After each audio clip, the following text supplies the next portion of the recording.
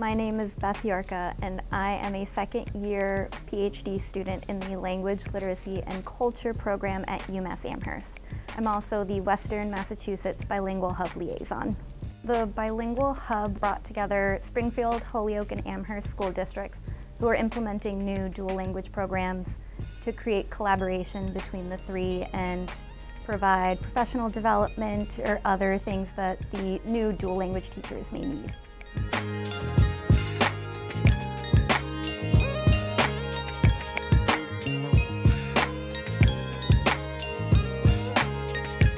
So after the Look Act was passed, schools began kind of developing dual language programs, but they didn't have a basis and they didn't really know what dual language was and how to implement them correctly. So I found myself teaching in dual language that I didn't have the correct training to be able to provide students with an equitable education. So it's really important to be able to train these teachers to fully understand what dual language is and give students the education that they deserve.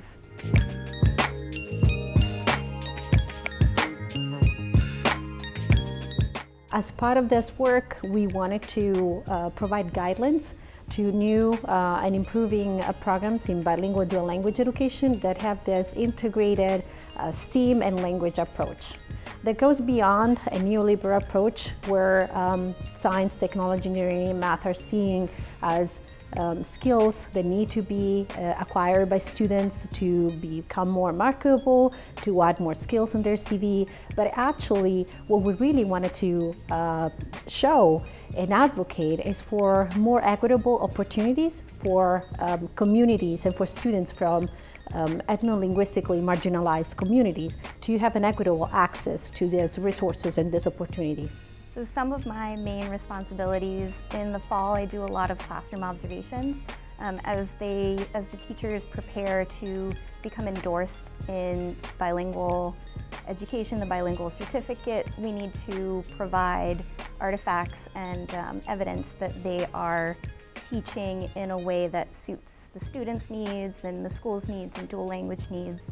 In the spring, I will be doing a lot of professional development, and the districts have asked for specific things, whether it's curriculum or special education in dual language, things like that, so we'll be providing that in the spring. So I was born in Miami, Florida, and both my set of grandparents didn't speak English. So for me, being bilingual meant that I would be able to communicate with them. It wasn't necessarily something that we pushed for in school.